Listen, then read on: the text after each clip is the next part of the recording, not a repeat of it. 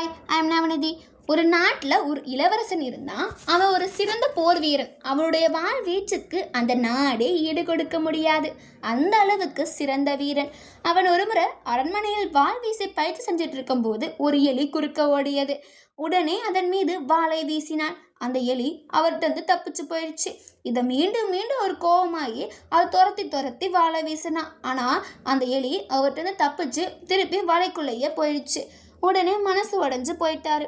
அப்போ அரசர் கேட்குறாரு, ஏன் சோகமாக இருக்கன்னு கேட்டதுக்கு, இந்த நாடே எனது வாழ்வீசும் திறமைக்கு ஈடு கொடுக்க முடியாத போது இந்த சாதாரண எலியை என்னால் கொல்ல முடியவில்லையே என விவரித்தான் இளவரசன். மன்னர் சிரித்துவிட்டு, எலியை கொல்ல வாள் பயிற்சி எதற்கு? அரண்மனை பூனையை கொண்டு வந்தாலே போதுமே அப்படின்னு சொன்னார். உடனே அரண்மனை பூனை வரவழைக்கப்பட்டது. அந்த பூனையும் எலியை வேட்டையாட முயன்றது. ஆனாலும் அந்த எலி எளிதாக அதனிடமிருந்து தப்பிச்சு சென்றுச்சு. மீண்டும் இளவரசருடன் அரசரும் கோபமானாங்க. அப்போ மந்திரி கேட்குறாரு, என்ன அரசே, நீங்களும் இளவரசரும் சோகமாக இருக்கிறீங்க அப்படின்னு கேட்டதுக்கு அரசர் சொல்கிறாரு, நம் நாட்டு பூனைகள் எதற்கு லாய்க்கி அப்படின்னு சொல்கிறாரு. உடனே மந்திரி ஒரு பதில் சொல்கிறாரு, நம் நாட்டு பூனைகள்லாம் சரிப்பட்டு வராது. ஜப்பான், பாரசீகம் போன்ற நாடுகள் இருக்க பூனைகள் புலி உயர வளர்ந்துருக்குங்க, அவங்களையே வரவழைப்போம் அப்படின்னு சொன்னார்.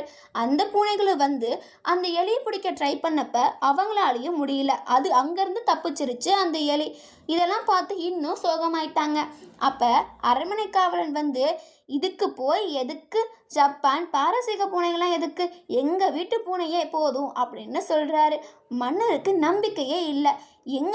என்னோட அரண்மனையில் வளர்ந்து வரும் பூனையாலே முடியாதது உன் பூனையால் முடியுமா அப்படின்னு கோபமாக சொல்கிறாரு. உடனே இளவரசர், சரி உன்னோட பூனையை கொண்டு வா பார்க்கலாம் அப்படின்னு சொல்கிறாரு. உடனே அவர் அந்த பூனையை கொண்டு ஒரே தாவலில் அந்த பூனை உடனே அந்த எலியை பிடிச்சி சாப்பிட்டுருச்சு.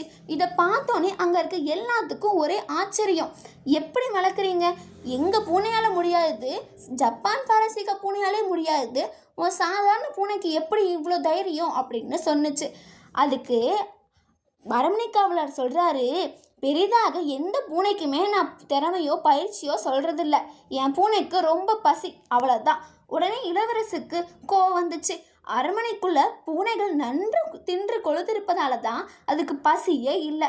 அப்போ அது எப்படி அதை சாப்பிடும், எப்படி அதை பிடிக்கும்? எனவே இதில் நான் என்ன சொல்கிறேன்னா, எந்த ஒரு வேலையும் வெற்றிகரமாக செய்து முடிக்கணும்னா முதல்ல அதனோட பசி மற்றும் அதை தேவையை நமக்கு அறிஞ்சிருக்கணும். நமக்கு ஒரு விஷயத்த தேவை இருந்தால் தான் அதை நம்மளால் வெற்றிகரமாக முடிக்க முடியும். அப்போது அந்த காரியத்தை கச்சியமாக செய்து முடிப்போம். எனவே உங்களுக்கு ஒரு ஆசை இருக்கும், அதில் நீங்கள் வெற்றி அடையணும்னா அது ரொம்ப பசியான தேவையோடு இருங்க. உங்களோட வெற்றி கன்ஃபார்ம், நிச்சயம்தான். மீண்டும் ஒரு புதிய நிகழ்ச்சியில் உங்களை சந்திக்கும் வரை உங்களிடமிருந்து விடைபெறுவது சா நவநிதி, 12th T6, பாரதி மேல்நிலைப்பள்ளி, ரெட்டிப்பட்டி, நாமக்கல். நன்றி, வணக்கம்.